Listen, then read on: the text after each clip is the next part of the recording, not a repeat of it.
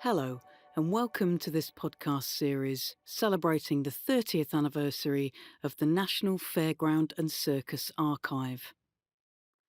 In this episode, Arantxa talks to architect Professor Stephen Walker.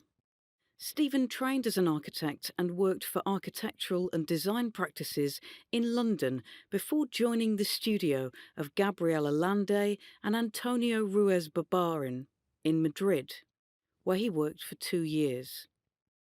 On his return to the UK, he worked in practice before studying for an MA in Architecture and Critical Theory at the University of Nottingham, and further obtaining his PhD at the University of Sheffield. He taught in the Faculty of Art and Design at Nottingham Trent University for 5 years, before being appointed lecturer in architecture at the University of Sheffield in 2001, where he worked until 2017.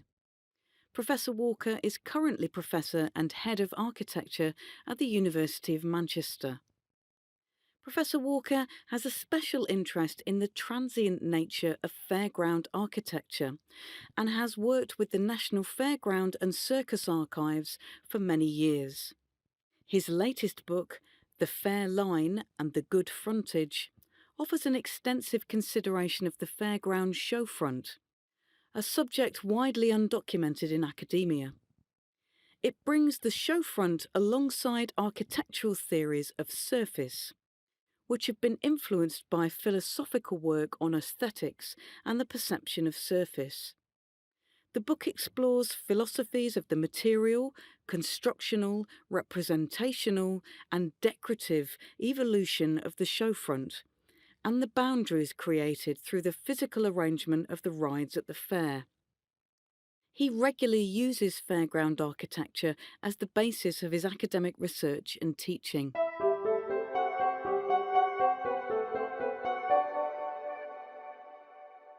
So Stephen, what is your link to the archive? My link to the archive goes back about 20 years probably. So I started teaching at the School of Architecture in the building that's connected to the library building, and in about 2001 I was just rummaging around. In the old days you could get into all of the stacks and the basement areas, and I just opened this door and found a kind of magical world. So it was in the days when the archive was still physically located downstairs with little kind of public presence at all.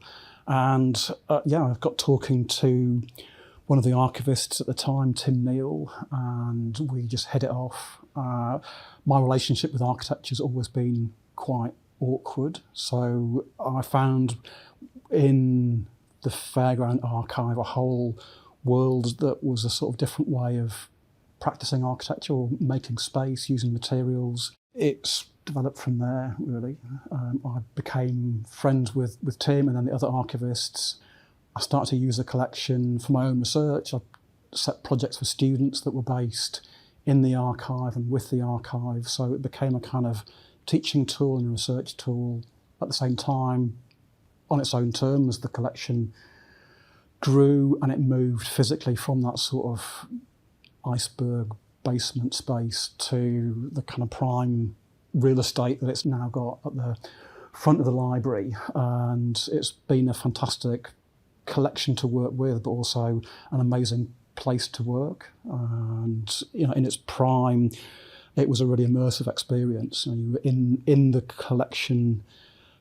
Physically, you'd be able to pull things off shelves, be able to get stuff out from the stacks, but also there'd be other people from the travelling community who'd be coming in to pursue their own projects. So it was a kind of melting pot of stuff, collections that we'll talk about in a minute in a bit more detail, but also it's been a fantastic place for me to meet other people that were part of the community.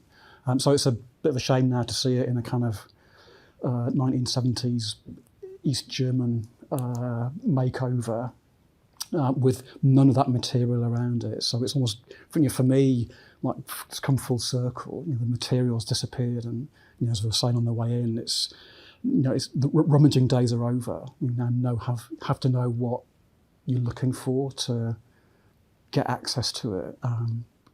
As well as the place, I think the archivists have been an amazing part of collecting the collection, augmenting the collection, but really animating it for researchers, and had a chance to work with people that have amazing expertise.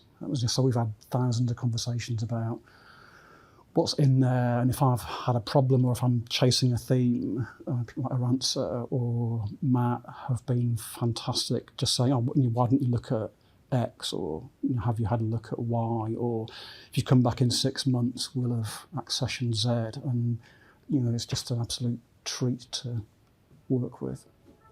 So thank you. So what does the archive represent to you? It's a joyful thing. Physically working in the archive has been fantastic because of availability of material, but also the chance to stumble across things because there was so much of it around. There were different people coming in, you'd overhear conversations, you'd meet people narrowly. It's meant a great deal in terms of helping me develop my research, but more widely, it's opened my eyes to other aspects of travelling fairs in particular, but travelling communities and other kinds of entertainments that I've been interested in. And I think that has had a knock-on effect in terms of how I think about architecture.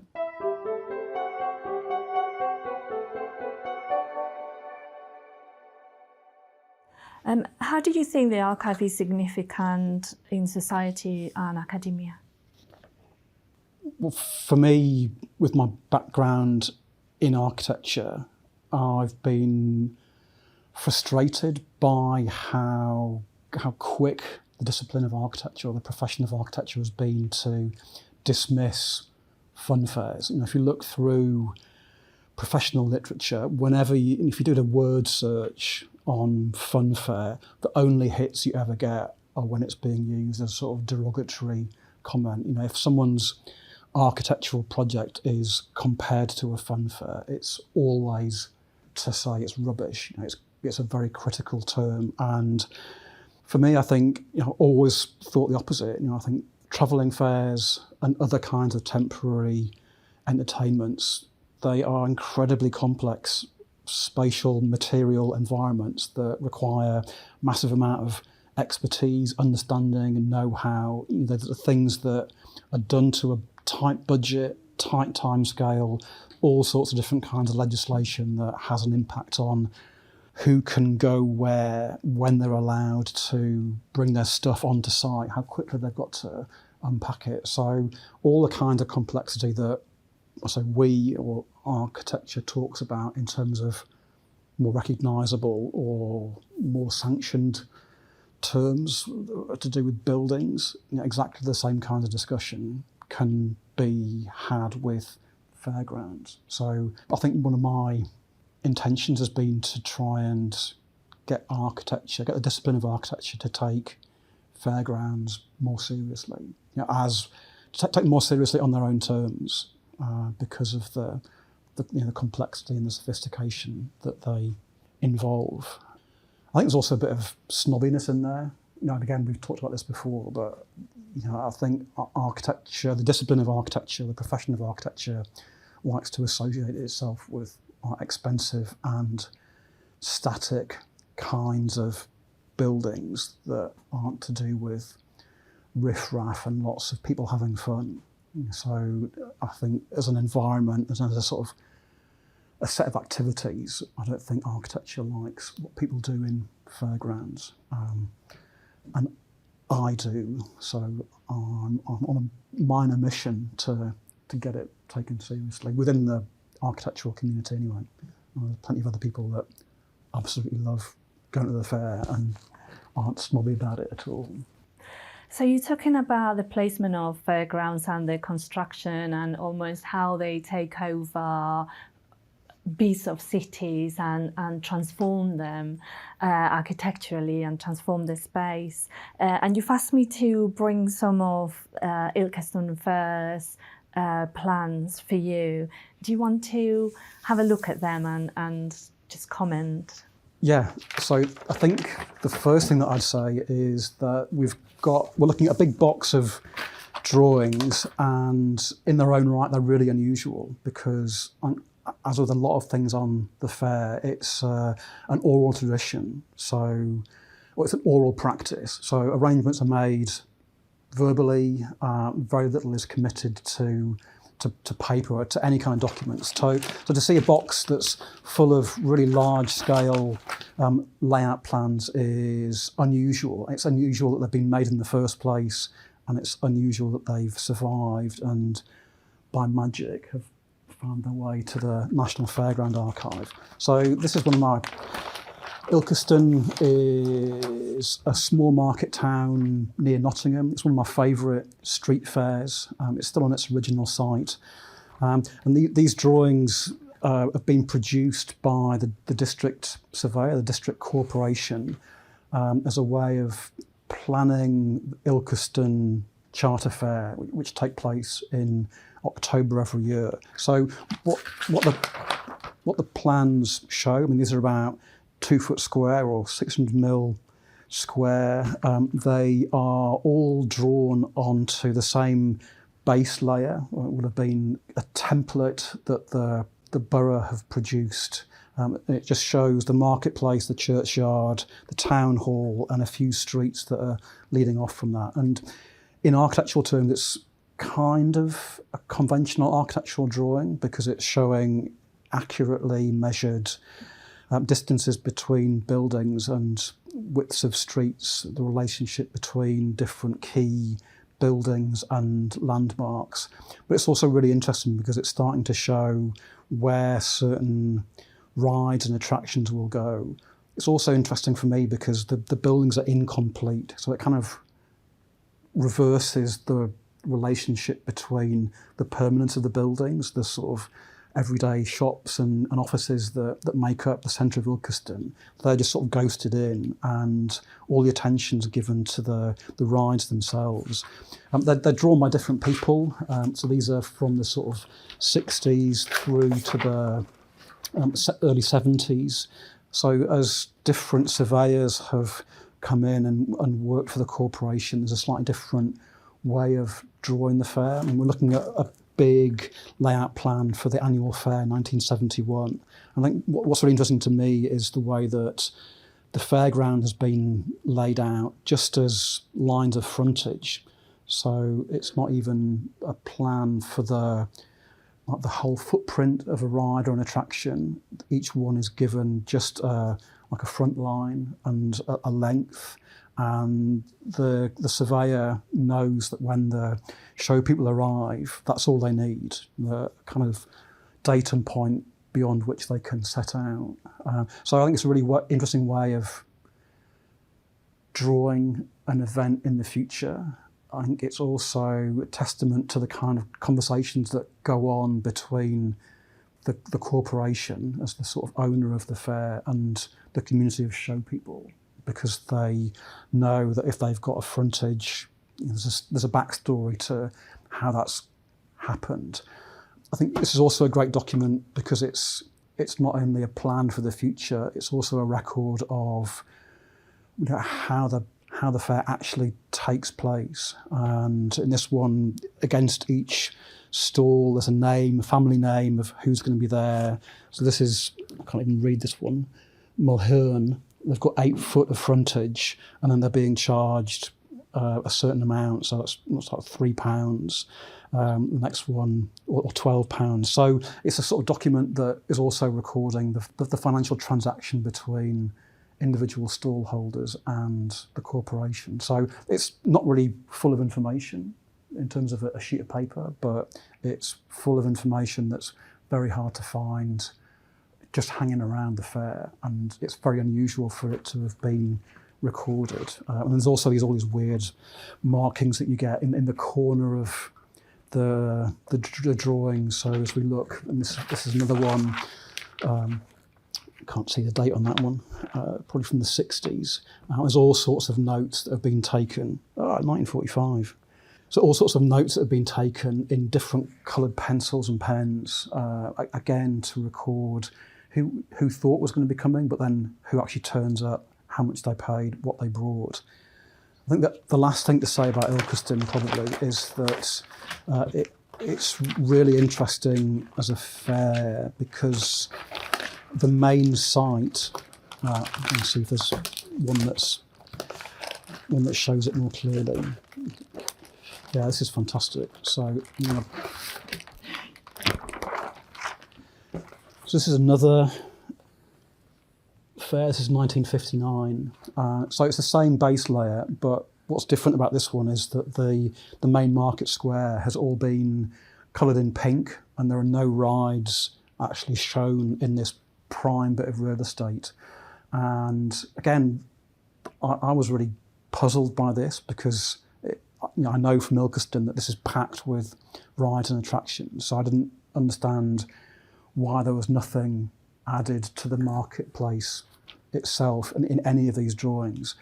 And so it was a conversation that I had actually in the archive with Anthony Harris Senior. Turns out that this is his site, and it's been in his family or Pat Collins' family prior to this, and they organised it themselves. So very influential, well-respected family within the community of show people, and he has a sort of bypass of the corporation because he's so trusted that he's going to bring in all the rides and organise them well that they don't figure in the corporation's planning, don't have to figure in the corporation's planning. So it's like a blind spot.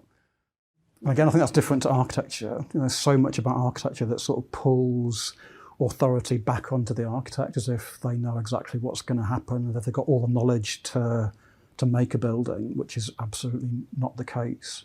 And so these kinds of drawings, even though they look architectural, there's a very different process attached to the production of the drawings. It's about knowledge, experience with different people. It's about, habits. It's about the same families coming back to the same pitches year after year, kind of hierarchy within the community of travelling show people as well. So they're interesting to start from as historical documents, but the more conversations I had, the more they speak as documents, or the more you can bring them to life as documents, and I think that's fantastic.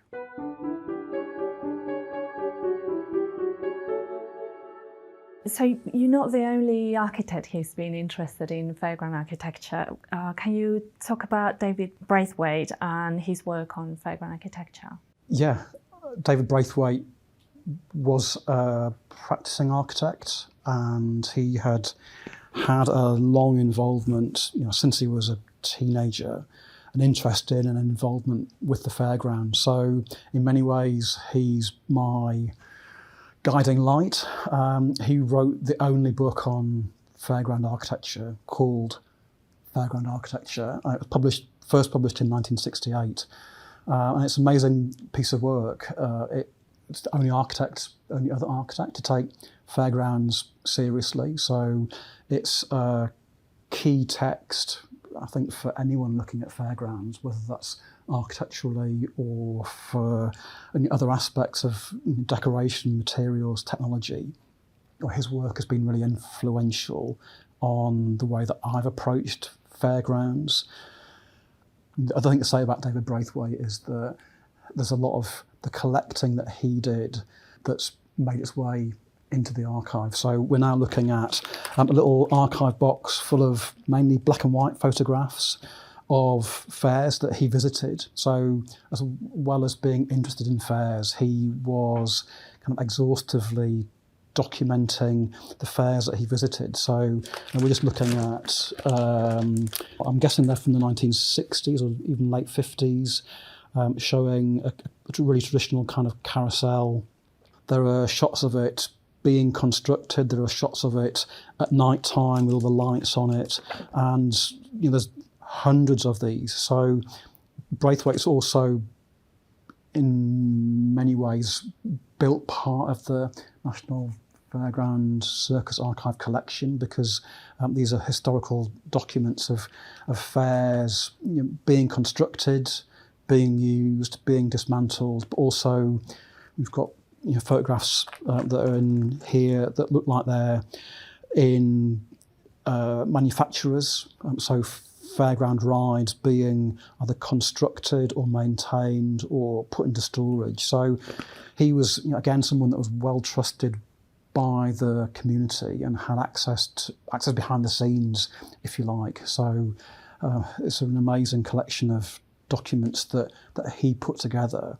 And as well as taking thousands of photographs and some film, he also amassed his own kind of collection by buying other collections. So there's lots of stuff that you've now got in the archive that he's collected for his own interest, for his own research, that's made its way in. So that includes some historical drawings, other kinds of photographers and their collections, postcards. So it's become a really invaluable resource about the fairground in general. Clearly he's got an architect's eye, so the kind of things that have interested him sort of float my boat as well. And he knows, he knew how to record space and material, people looking, decoration, changes in technology, all kinds of things that we sort of take for granted when we're at the fair and it's busy and we're sort of submerged in it.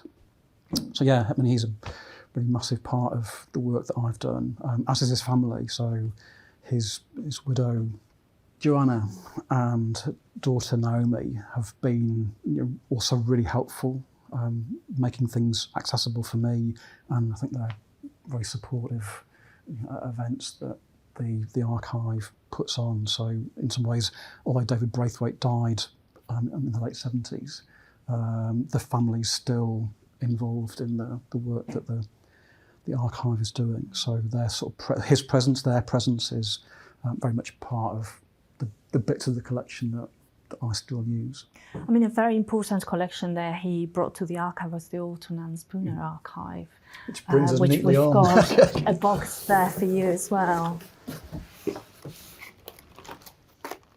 So this is, as you say, one of the collections that he put together. It's from a company called Alton and Spooner, who made rides, were based in Burton-on-Trent, and probably one of the most respected manufacturers of fairground rides and attractions, also travelling carriages for members of the community.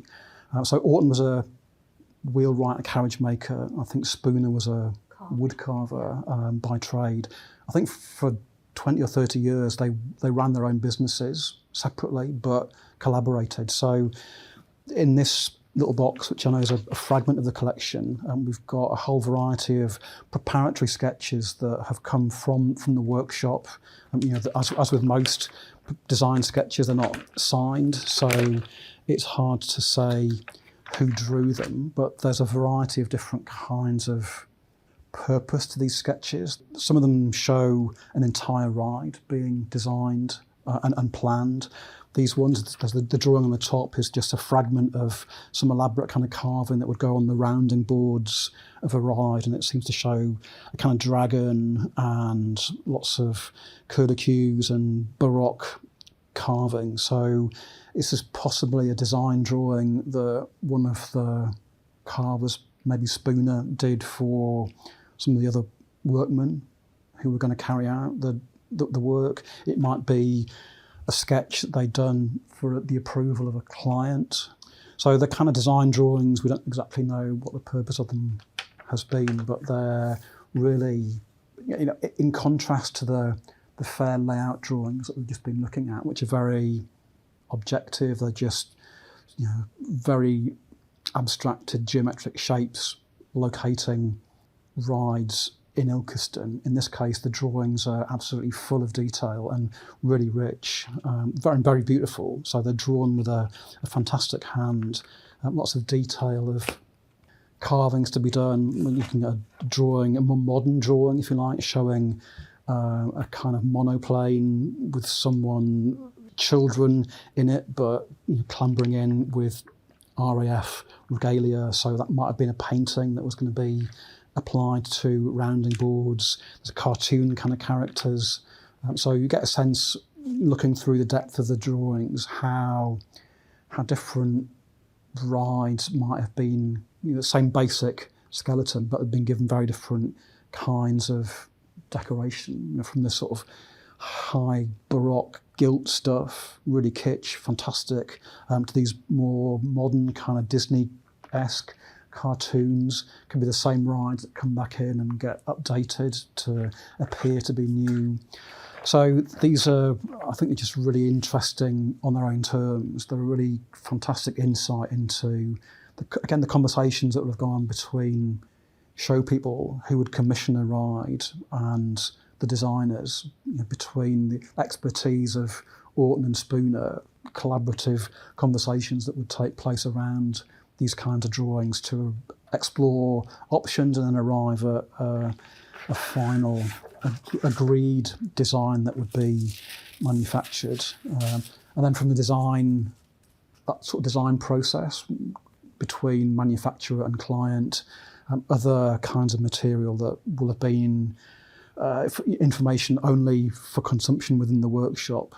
So to plan out and record how a piece of work might proceed.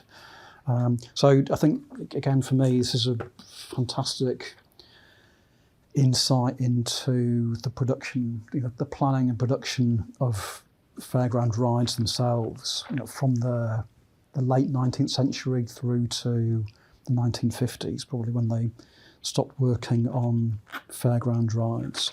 There are other things that came with the Orton and Spooner collection that, as an architect, I'm also really interested in, which were the kinds of architectural copybooks that they used. So these are big volumes that came from Europe. There are some in German, there are some in French, and clearly they were collecting these kinds of proper architectural textbooks, copybooks. They're called, designed to be used by architects who would be working on proper architectural constructions. And the idea was that architects would learn how to kind of copy and paste and adapt from these proper textbooks. And so to find them in Orton and Spooner's warehouse, I think, is a fantastic two fingers to the profession, because it's kind of taking that precious knowledge, that sort of protected knowledge, out of the hands of architects, and it's clearly being applied really well in the design and construction of the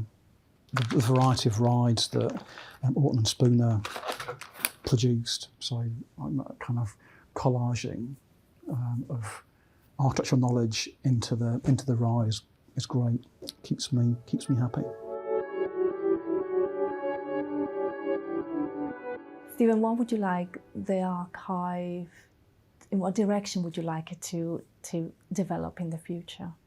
It's already staked out a unique territory with collections that relate to fairs and to circuses and to a whole range of illegitimate or temporary entertainment that kind of crosses those two worlds and goes elsewhere. So from my point of view, as you're doing, just adding depth to those collections, the stuff that you have is unique and really rare, so I can't imagine it's going to expand much more.